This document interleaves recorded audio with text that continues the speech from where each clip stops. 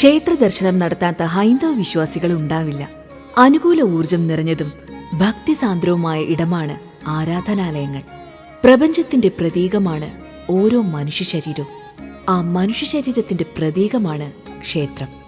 എന്നാൽ അമ്പലത്തിൽ പോകുമ്പോൾ കുളിച്ചിട്ട് പോവുക എന്നതല്ലാതെ നിങ്ങൾക്ക് എന്തൊക്കെ അറിയാം? ശരിയായ രീതിയിൽ ക്ഷേത്ര ദർശനം നടത്തിയില്ലെങ്കിൽ പാപഫലങ്ങൾ ഉണ്ടാകാം. ആരോഗ്യമുള്ള ശരീരത്തിനും മനസ്സിനും ഏറ്റവും അധികം സഹായിക്കുന്നൊരിടം തന്നെയാണ് ക്ഷേത്രം. പോസിറ്റീവ് ഊർജം മാത്രം നിറഞ്ഞു നിൽക്കുന്നിടമാണ് ക്ഷേത്രങ്ങൾ. അതുകൊണ്ട് തന്നെ പോകണമെന്ന് മനസ്സ് പറഞ്ഞാൽ പിന്നെ അത് നീട്ടിവെക്കുകയരുത്. ഉടൻ തന്നെ പോവുക. നമ്മുടെ മനസ്സിന് ഊർജം ആവശ്യമാണ് എന്നതാണ് അതിന്റെ അർത്ഥം. എന്നാൽ ക്ഷേത്ര ദർശനം നടത്തുമ്പോൾ പല കാര്യങ്ങളും ശ്രദ്ധിക്കേണ്ടതായിട്ടുണ്ട്.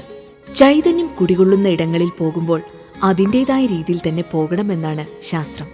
ഓരോ ക്ഷേത്രങ്ങളിലെ ദർശനത്തിന്റെ രീതി അവിടുത്തെ പ്രതിഷ്ഠയുടെയും ക്ഷേത്രത്തിന്റെ പാരമ്പര്യത്തിന്റെയും അടിസ്ഥാനത്തിലാണ്. കുളിച്ച് ശുദ്ധമായ ശേഷം മാത്രമേ ക്ഷേത്ര ദർശനം നടത്താവൂ. ധരിക്കുന്ന വസ്ത്രവും ശുദ്ധമായിരിക്കണം. അലക്കി വൃത്തിയാക്കിയതോ ഈറനോടെയുള്ളതോ ആയ വസ്ത്രമാണ് അഭികാമ്യം. എന്നാലേ ഫലം ലഭിക്കൂ. വിഷ്ണു ക്ഷേത്രത്തിൽ മഞ്ഞ വസ്ത്രം ധരിച്ച് ദർശനം നടത്തുന്നതാണ് ഉത്തമം. ദേവീക്ഷേത്രങ്ങളിലാകട്ടെ ചുവപ്പും, അയ്യപ്പ ക്ഷേത്രങ്ങളിൽ കറുപ്പ് വസ്ത്രം ധരിച്ച് ദർശനം നടത്തുന്നത് നല്ലതാണ്. ക്ഷേത്രമെന്ന് പറയുന്നത് പുണ്യഭൂമിയാണ്. അതുകൊണ്ട് തന്നെയാണ് ക്ഷേത്രത്തിൽ ചെരുപ്പിടരുത് എന്ന് പറയുന്നത്. ക്ഷേത്രത്തിൽ ചെരുപ്പിടാതെ നടക്കുമ്പോൾ ശരീരത്തിൽ ഭൗമകാന്തിക പ്രസരണം നടക്കുന്നതായി കണ്ടുപിടിക്കപ്പെട്ടിട്ടുണ്ട്. അതുകൊണ്ട് തന്നെ ക്ഷേത്ര ദർശനം വളരെയേറെ ശ്രദ്ധിക്കേണ്ട ഒന്നാണ്. കാരണം നമുക്ക് പോസിറ്റീവ് എനർജി കിട്ടുന്നതിന് ഇതെല്ലാം കാരണമാകുന്നുണ്ട്. സ്ത്രീകൾ മുടിയൊഴിച്ചിട്ടുകൊണ്ടും പുരുഷന്മാർ ഷർട്ട് ധരിച്ചുകൊണ്ടും ദേവദർശനം നടത്താൻ പാടില്ല. ഈശ്വരനെ ആരാധിക്കുന്നതിന് മുൻപ് സ്വയം ഈശ്വരനാകണം എന്നാണ് ആചാര്യന്മാർ പറയുന്നത്. ക്ഷേത്രാരാധനയ്ക്കിടെ തികഞ്ഞ മാനസിക അച്ചടക്കം പാലിക്കേണ്ടത് നിർബന്ധമാണ്. ഈശ്വരനിൽ മനസ്സർപ്പിച്ച് അതിൽ ലയിച്ചു വേണം ആരാധനകൾ നടത്തേണ്ടത്. രാജാവിനെയും ദൈവത്തെയും ഗുരുവിനെയും വെറും കൈയോടെ കാണരുത്. ക്ഷേത്ര ദർശനത്തിന് പോകുമ്പോൾ എന്തെങ്കിലും ഒന്ന് ദേവന് അല്ലെങ്കിൽ ദേവിക്ക് സമർപ്പിക്കണമെന്നത് ആചാരമായി തന്നെ പണ്ട് കരുതിയിരുന്നു. വെറും കൈയോടെ ക്ഷേത്ര ദർശനത്തിന് പോകരുതെന്ന് പഴമക്കാർ പറയുമായിരുന്നു. ക്ഷേത്രത്തിൽ പോയാൽ എന്തെങ്കിലും വഴിപാട് കൂടി ചെയ്യണം എന്നർത്ഥം. വലിയ തുക വഴിപാടുകൾ ചെയ്താലേ ഈശ്വരൻ പ്രസാദിക്കൂ എന്ന് തെറ്റിദ്ധരിക്കേണ്ട. ഭണ്ഡാരത്തിൽ 1 രൂപ കാണിക്ക ഇട്ടാലും അത് സമർപ്പണമായി.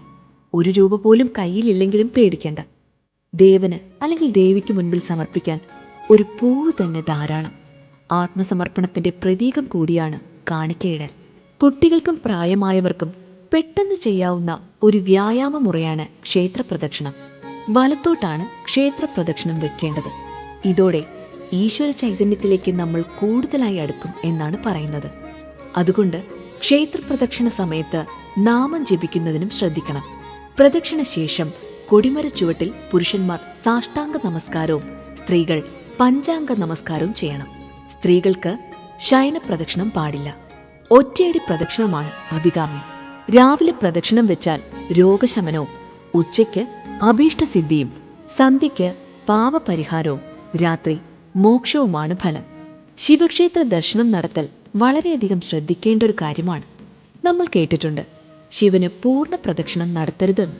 ശിവക്ഷേത്രത്തിൽ പൂർണ്ണ പ്രദക്ഷിണം നടത്തരുത് എന്ന് പറയുന്നത് എന്തുകൊണ്ടെന്നറിയാമോ? ശിവന്റെ ശിരസിലാണ് ഗംഗ സ്ഥിതി ചെയ്യുന്നത്. ഗംഗയുടെ ധാരാജലം ഒഴുകുന്ന ഓവ് മുറിച്ച് പ്രദക്ഷിണം ചെയ്യാൻ പാടില്ല എന്നതാണ് വിശ്വാസം. ഗണപതിക്ക് ഏത്തമിടുന്നതിലൂടെ എല്ലാ തടസ്സവും മാറി ജീവിതത്തിൽ പുരോഗമനമുണ്ടാകുന്നു. നടയ്ക്കു നേരെ നിന്ന് തൊഴാതെ ഇടതോ വലതോ നീങ്ങി നിന്ന് വേണം തൊഴാൻ. ദേവവിഗ്രഹത്തിൽ നിന്നും വരുന്ന ഊർജം ഭക്തനിലേക്ക് സർപ്പാകൃതിയിലാണ് എത്തിച്ചേരുന്നത്. ഇത്തരത്തിൽ തൊഴുമ്പോൾ ഈ പ്രാണോർജം തലച്ചോറിലേക്കും അവിടെ നിന്ന് ശരീരമാസകലവും വ്യാപിക്കും. ഇതൊരു വിശ്വാസത്തിന്റെ പുറത്ത് നിൽക്കുന്ന കാര്യങ്ങളാണ്.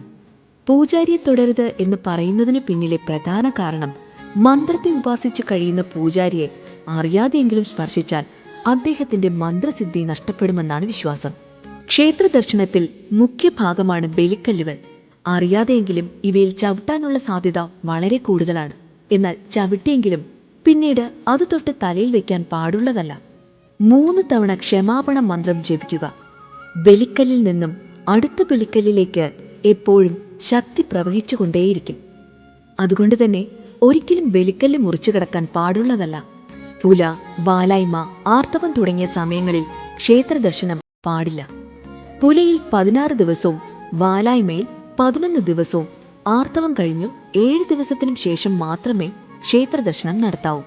ഗർഭിണികൾ 7-ാം മാസം തുടങ്ങി കുഞ്ഞിന് ചോറ് കൊടുക്കുന്നിടം വരെ ക്ഷേത്ര ദർശനം നടത്താൻ പാടില്ല.